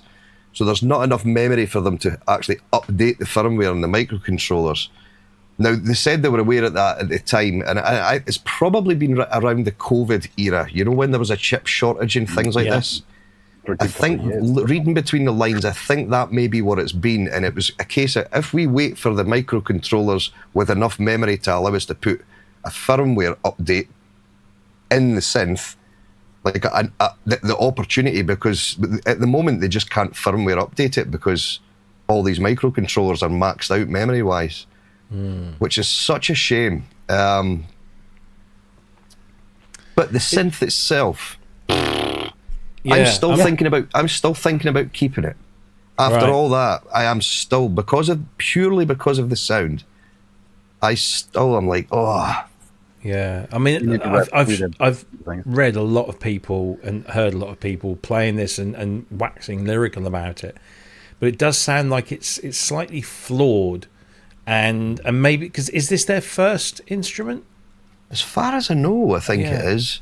So you can put it down to this is their first go at it, and it was being developed and in a time when there were lots of issues with this And kind restrictions of as far as components and Yeah, things yeah. at the time, because we all know what COVID was like at the time. Yeah. We all know what COVID was like, but as far as components went, it was a nightmare. thing. Yeah, but yeah, I mean, it does sound incredible. It sounds amazing, and it's so good to program.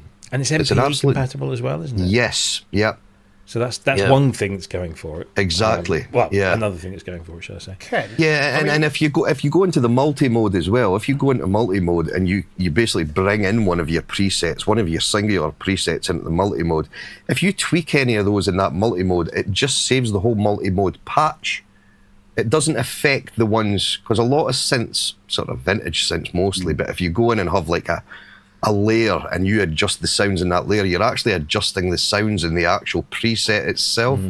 This isn't like that. They've managed to separate all that. They've got so much of it nailed. It's like, I would say 98% there. Yeah. Amazing synth. It's got so much character. Close to Oberheim character, dare I say. Right. Yeah.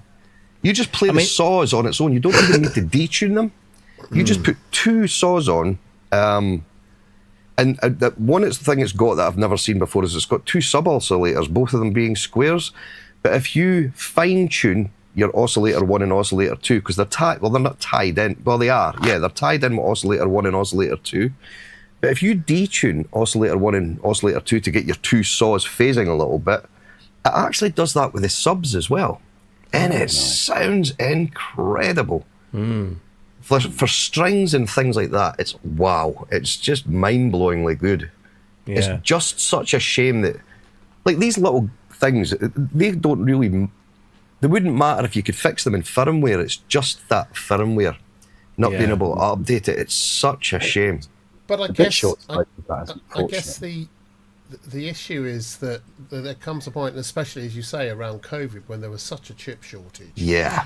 You kind of invested a lot of time and effort and money, your own probably. It's a single person, isn't it? Putting these things together, you have to make a decision at some point to either launch or not. And I get that it's flawed, and it's a shame that there are these little issues. But as you say, we're all about supporting small Exactly. manufacturers. Exactly. And we kind of want to. What I hope he'll do at some point is do a version 2 of this with enough memory to be able to do firmware updates and maybe offer that as an upgrade at 'Cause some point. The amount of stuff you can fix in firmware is a saving grace for a lot of the instruments that we have, right? And Exactly. that's okay. Things that you don't necessarily spot early on, and things that you might already know.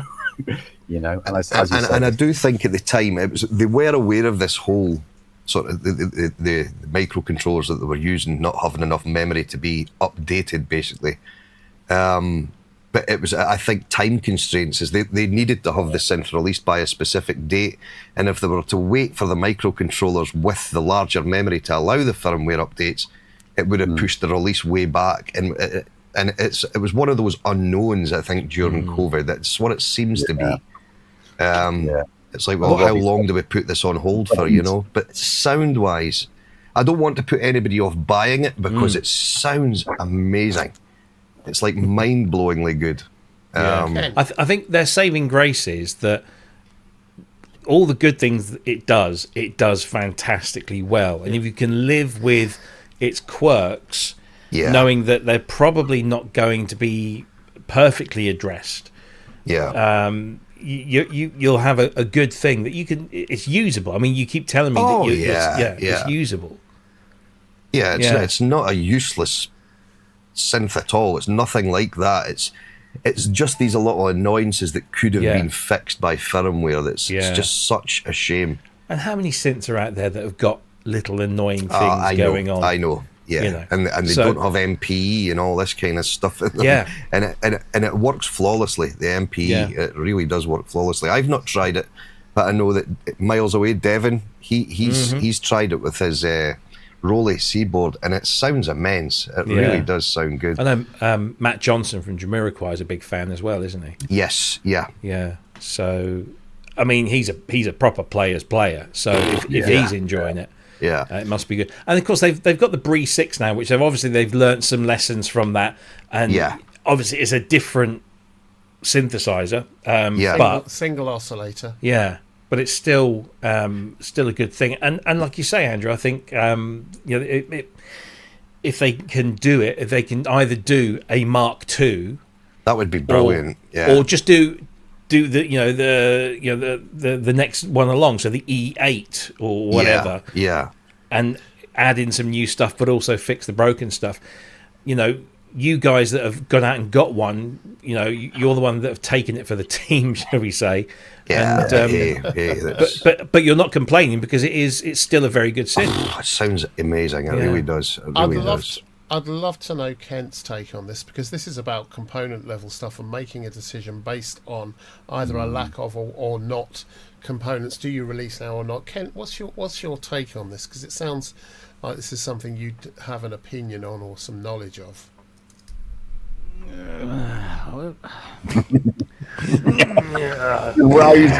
It's like curling one off there.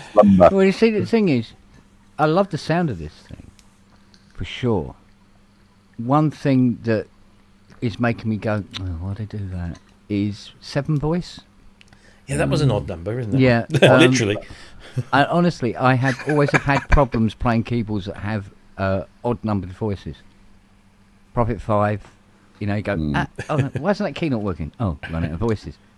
And but no, I'm just thinking. I think what this must be then is something to do with expenditure, because let's face it, COVID was 5 years ago. Yeah. I think what they've done is they were committing themselves, and they go, all right, let's go for the cheaper CPUs, so we can get these things built and go out the door. But it still took 5 years to get it out anyway. So that so I can understand it from that point of view. I can't. I'd have to see inside one, but there must be a way of taking out the old CPU system and putting in something upgradable that has the RAM to make so you can improve the firmware. I mean, Christ, we were doing this like with the JP8s with the Groove MIDI, just put new EPROMs in and stuff like that to make them MIDI compatible and have CC front panel controls. It's not beyond the realms of possibility that the boards could be modified so they could put better firmware in. Well, maybe they could offer an upgrade service. I mean, obviously, like everything else, 'cause it was the same with the touch digital controllers. You needed to sell a few to get some money back in before we could do it. Exactly, because they are just a small company. This is the thing, yeah. Now, in fairness, this isn't a dig at them, but I made sure that the controller bloody worked before we shipped them. Made sure it did everything that it needed to do, and it worked seamlessly across all of the platforms. Apparently, the artifacts, this sort of stepping that you're hearing through these 8-bit artifacts, Guido says they actually hadn't noticed that until after it had been released. And it was just something they picked up. Maybe they've been in a better listening environment or whatever's happened, and they've just went, weird. oh, wait. That's weird, because 8-bit inherently does that. It does it on the memory mode. It does it on the Jupiter 8s. This is like 50 years ago.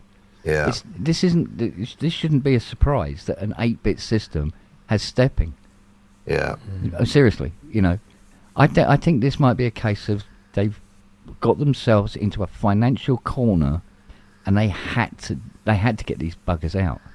They just had to, otherwise they were going down the toilet. If you've committed to 8-bit and to that CPU, then your entire development path is already tied in. So there comes a point where if you decided you wanted to change it, you'd have to change everything, wouldn't you? Yeah. Well, yeah. I mean, if there's a way of replacing the CPU board, even if it's just a drop-in board, an upgrade, that could make it, 32-bit float and all the rest of it, and do all the business and have the ability to save patches and not have to go through an editor. Give more facilities to the portamento and all of these different things, because there are things that it does that is quite unique. For instance, like detuning the subs, right? Yeah.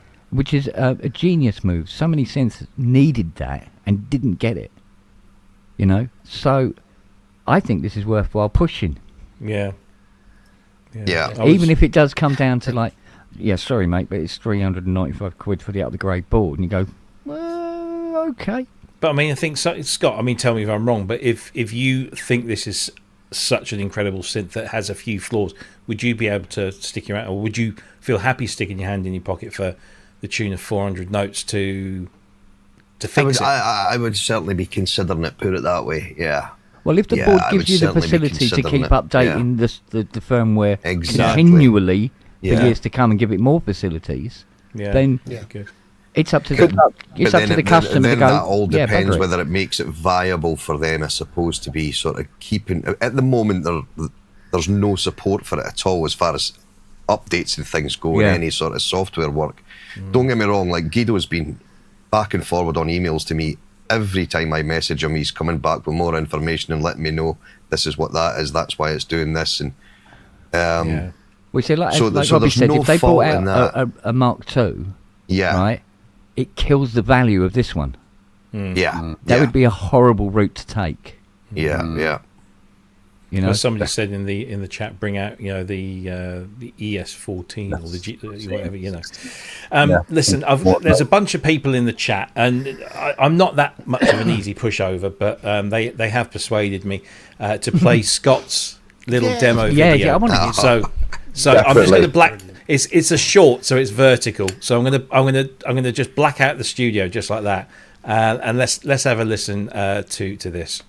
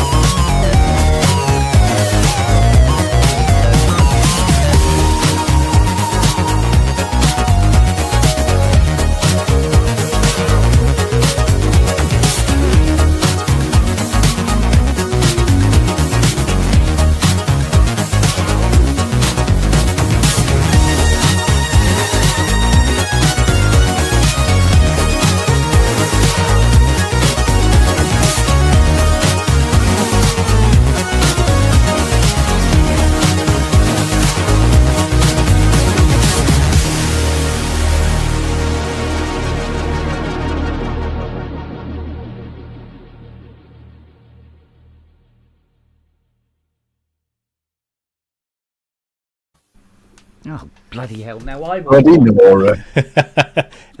a minute. I forgot to take this off. Somebody's turned the lights out. Not worthy, mate. Not Play the electric. fucking worthy. Even Jackson was getting down to that. Look at Jackson's little face of approval there.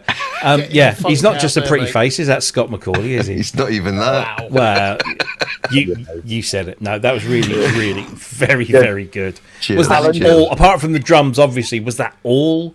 The whole thing, E7? yeah. Every All single E7, thing on that. every single sound, yeah. Wow. including the drums. New power generation. No, not the drums. The drums were just. That's not every single sound. yeah. You see, you're telling. Oh, he said that. No, he did say that. Robbie did Did say say it. that. No, I But did it's- preface it with, apart from the drums. You're hearing Aiden. Yeah. But you're hearing Yeah, Aiden. very good. What a So, I mean, wonderful if- sounding machine. Yeah. It is an immense, and the strings, Ken. I'll do a little sort of recording of strings for you through this thing because you will be blown away. Like if you do, I've done some ensemble strings for it, and it's like, jeez. And this is how much? 17.9 15 sorry, UK. 17.99. I was no Okay. 15.99. Dollars. 15.99. Yeah, All right. 'cause, US is 17.99, so UK is Funny, 15. really, is it? So I can just point out then that a Memory Moog Plus is 10 grand. So Yeah, exactly. Yeah. because that was Yeah. on point. Yeah. There was dripping of Memory Moog. Yeah. Well, Definitely Eric Frampton said as much, and so did Jim Danica as well. Yeah. Yeah, and they've both got them. So, yeah, And they got more faults than this thing has anyway. So exactly. Yeah, no, it's a great thing, and it's I just wanted to get, because Scott was doing some great stuff with it, but kind of following up with there's these little things, and it's just interesting to hear get somebody, an expert's kind of opinion on that. So really appreciate that. No, it's the thing is, it's best to be honest with people about these things as well, because if it's the same, if people ask on my channel, I'll say, look, it sounds amazing. It's just there is a few little things that unfortunately can't be fixed in this one. But hey, I might actually even mention that when I speak to Guido, because I'm going to get back to him with a couple of other things that I want to talk to him about. So I might even mention, is there an opportunity here that we could be making a new board for it? And see what the option is there. or upgrade the board. Or upgrade the board. Yeah. Offer something, not just the fixes. Oh, If it's you can- digital. I If you can wouldn't offer a know what board the hell I'm with doing. maybe a digital. I'm effects unit. just basing this on what I've seen other manufacturers do over the years. Yeah. When something brand new comes out and it has issue, and and how they go about it. As far as digital is concerned, it's very much worth mentioning to him, Kent, that one. I think I'm going to speak to him about honestly, I haven't got money at the moment. Stop giving me more reasons to go and get one. For God's sake, man. Oh, Dear, damn dear. it to hell. Well, really appreciate that, and pass on our congratulations to Guido for making such an incredible instrument. And we'd love to talk to him if you can maybe mention that as well, because we'll do. James Terrace was trying to set us up to all meet at Super Booth this year, and it never kind of happened. I have a feeling I think they might have had some travel issues. I don't know, not entirely sure, but anyway, we'd love to speak to him. Talking of people that we'd love to speak to, we are going to be speaking to a number of people. I've got some irons in fires that if they come off, we could have one of the biggest names in rock music joining us. We could have two gentlemen who are responsible for one of the best albums of the 1980s, and it's not Kurt and Roland. But we're hopefully working on that and getting those. And I've got a confirmed head of R&D of one of the biggest synthesizer manufacturers, all coming up in the next few weeks' time. So anyway, do stay tuned if you want. It's not, I'm afraid. No. I used to work for Emu. I don't know if Did anyone you? knows that. Biggest album in the 80s. You got Jeff White. No. Oh, no, the 70s. Too big a pudding. Yeah. So anyway, 79, Elvis here. isn't it? We've got Elvis. That's who we've got. But anyway, listen, gentlemen, it's 9 o'clock here. It's time for me to go and put my feet up after a long week at work and a busy weekend ahead, because we're preparing for Bristronica. So don't forget, if you want to come and see us and a huge amount of other probably more worthy stand or exhibitors, please do come and see us over at Bristronica. That's next weekend. So not this weekend, but next weekend at the Document venue in, is it St Jude's or the St Jude's district or something like that in Bristol? Is it? Just Google it. No. I don't know. Anyway, we'll be there along with loads of other people, and we hope to see you there as well. Go and buy tickets. We'll also be at the London Synth Show in Brentford as well the following weekend, along with the lovely Dina Perlman. Gentlemen, it's been a pleasure. Those 2 hours have whizzed by. Thank you ever so much. Are we all busy this weekend? Lots of stuff to do. I mean, Jason, you're doing a show again on Sunday. No, I'm gonna have to postpone it because it's Inky Fest. I'm gonna do Of course. a jamming in gym jams for the Equinox on Monday. Oh, So I might do an early Equinox Monday stream. yeah. Which then frees me up to get on my motorcycle and go and do my first episode of Moto Synth Adventures. Excellent. So that's what I'll be doing. Look forward Now to it. I'm thinking motorcycle. Oh no, because you'll have a closed helmet on when you've got your bike. I was just thinking there, have you got one of these like half, Oh yeah. so that your Got mouth an is open going, face. so your moustache is giving it yeehaw when you're on the motorbike. No, Unfortunately, no. That You've would got the helmet with cat's ears on it. Catses, yeah. that'd Yeah. be very cool. Be very Just cool. stick Jackson on top. With the big, with the big old glasses on. Yokes. That's what it is. when I get some funding for the motorcycle world, maybe I will do that. Exactly that. The flying jacket Dear, dear. and Do we have Jackson and- Synchrotron tomorrow at 10?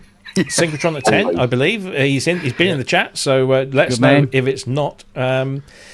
Yeah. Ramsey? Yep. Rand? 2 o'clock. And then obviously not Jason this Sunday, but on Monday instead. Monday. Wednesday. Yeah, so lots of places to be and go and see. And as I said, if you want to go and watch me talking about FM again, I'm on the that is called the Digital Lifestyle. Wasn't me. Ian asked me if I would talk about it, so there you go. I did. I don't know when Jamie's back. He is supposed to be. I thought it was September, but maybe it's October. I don't know. But anyway, gentlemen, thank you very much indeed. I'm going to close the proceedings. Have a fantastic weekend, everyone. We'll see you all very soon. We'll be back same time, same place next week with more shenanigans ahead of Bristronica. Take care. Have a fantastic weekend, everyone, and we'll see you soon. Bye. Bye.